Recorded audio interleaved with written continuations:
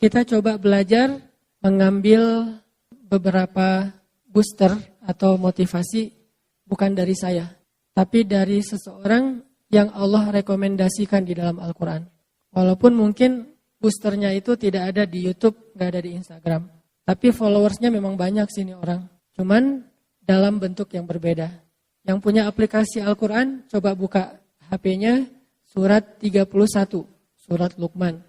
Kisah tentang Luqman di dalam ayat itu disebutin di ayat 12 sampai ayat 19, satu halaman. Kita tilawah ya. A'udzu billahi minasy syaithanir rajim. Bismillahirrahmanirrahim. Wa laqad atayna Luqmanal hikmata an ishkur lillah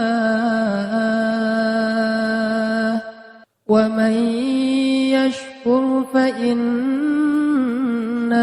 yashkuru li nafsihi wa man kafara fa innallaha ghaniyyun hamid. Dan sungguh telah kami berikan kepada Luqman al-hikmah supaya bersyukur kepada Allah. Dan barang siapa yang bersyukur, maka sesungguhnya dia bersyukur untuk kebaikan dirinya sendiri. Dan barang siapa yang kufur atau ingkar, maka sesungguhnya Allah maha kaya lagi maha terpuji. Teman-teman, kalau kita baca surat ini, nanti kita akan menemukan nasihat-nasihat yang sangat berharga dari Luqman. Ada di halaman yang tadi kita baca, ayat 12 sampai ayat 19. Itu semuanya isinya nasihat Luqman kepada anak. Siapa Luqman? Luqman ini kalau di antara umat Nabi Muhammad mirip dengan Uwais Al-Qarni. Ada ulama yang mengatakan Luqman itu hidup di zaman Nabi Daud alaihissalam. Ada yang mengatakan hidup di zaman Nabi Isa alaihissalam. Allahu a'lam. Cuman memang dia bukan nabi, tetapi dia orang soleh yang istimewa. Kan orang soleh itu ada banyak di zaman para nabi. Kayak di zaman Nabi Sulaiman, orang solehnya yang gak terkenal tapi keren siapa? Di zaman Nabi Sulaiman. Hamba Allah yang bisa membawa singgasana Balqis dari Yaman ke Palestina cuma dengan sekedip mata. Sampai jin Ifrit aja butuh waktu beberapa jam, kayak kecepatan pesawat. Jadi kalau kata Ifrit, wahai Sulaiman, saya bisa bawa singgasana Balqis yang ada di Yaman. Yaman Palestina itu kalau naik pesawat kurang lebih, kalau nggak salah 4 jam.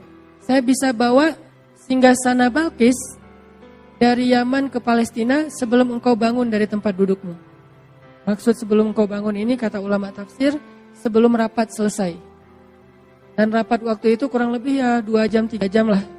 Berarti kecepatan Ifrit itu kecepatan pesawat. Sebelum rapat selesai, singgasana itu sudah ada di hadapan engkau wahai Sulaiman. Terus tiba-tiba berdirilah seorang laki-laki yang gak dikenal. Bahkan di Al-Quran juga gak disebutin namanya. Saking gak terkenal. Jadi jangan remehkan orang yang followersnya dikit. Belum tentu yang selebgram lebih soleh dan lebih istimewa daripada yang biasa. Bisa jadi yang orang gak dikenal siapa-siapa, tapi dikenal oleh Allah dan dikenal oleh para malaikat. Kan yang paling penting Allah Subhanahu wa Ta'ala yang nge-like ya setiap postingan kita. Dan kalimat like dari Allah itu radhiyallahu an. Itu penting banget tuh. Kalau kita like-nya like manusia, kalau sahabat like-nya like pencipta manusia radhiyallahu an. Abu Bakar radhiyallahu an. Umar radhiyallahu an. Anak Ataki? Gak ada kan? Gak mungkin juga saya ngaku-ngaku radhiyallahu an. Dan gak ada juga orang yang sepakat mengatakan Hanan itu sih radhiyallahu an juga. Gak ada kan ya? Berarti belum dapat like dari Allah Subhanahu wa Ta'ala. Paling-paling dapat like dari manusia. Nah, laki-laki yang di zaman Sulaiman juga mirip dengan Luqman. Walaupun kalau Luqman disebutin namanya. Di zaman Nabi Isa ada orang kayak gini. Di zaman Nabi Daud ada. Di zaman Nabi Musa ada. Banyak. Di zaman Nabi Musa salah satunya Khidir. Gak terkenal. Tapi dia punya kelebihan. Sampai selebgram seperti Musa aja belajar kepada Khidir. Laki-laki ini berdiri mengatakan, ya Sulaiman, izinkan saya membawa singgasana Balqis dari Yaman ke Palestina dalam sekedip mata aja.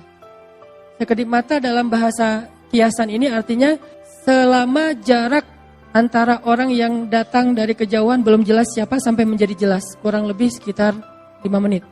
Sekejap mata itu bukan satu kedipan mata ya.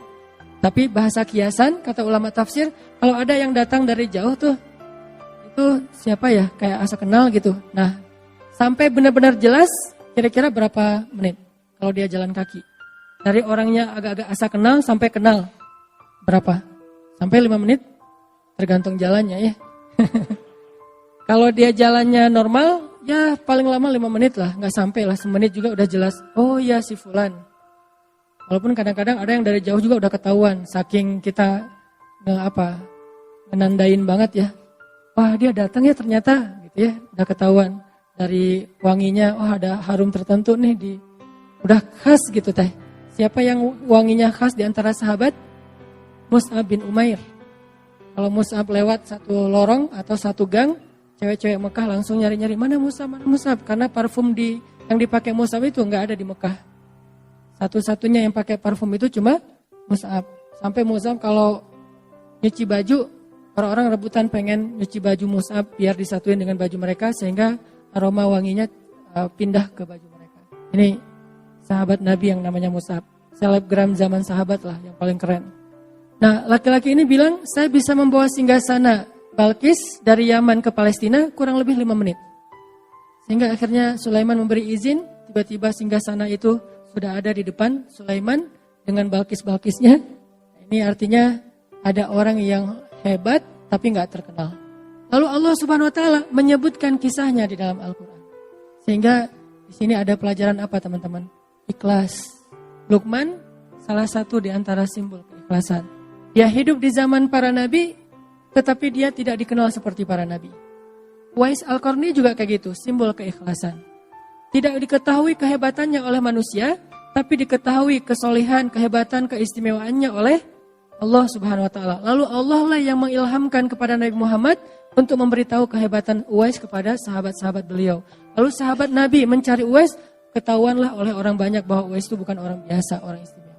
Jadi nggak usah khawatir kalau kita ngelakuin satu kebaikan, terus nggak ada yang lihat. Justru ketika kita mengharapkan apresiasi dari manusia, maka kita kehilangan penghargaan dari Allah Subhanahu Wa Taala. Ini harus pilih. Kadang-kadang kita harus milih di hati kita nih, mencari penghargaan dari Allah, mencari nilai di mata Allah, atau mencari poin di mata manusia. Rating siapa yang kita cari, like siapa yang kita harapin nih, like dari Allah atau like dari manusia. Ini soal hati ya, bukan soal gimana kita memposting sesuatu. Kadang-kadang secara zahir kita emang ngeposting sesuatu yang buat manusia nge-like. Tapi bukan itu yang kita cari. Ini masalah apa yang diharapin oleh hati kita. Sehingga kita tidak akan menjadi putus asa, berkecil hati, merasa kayak nelangsa gitu.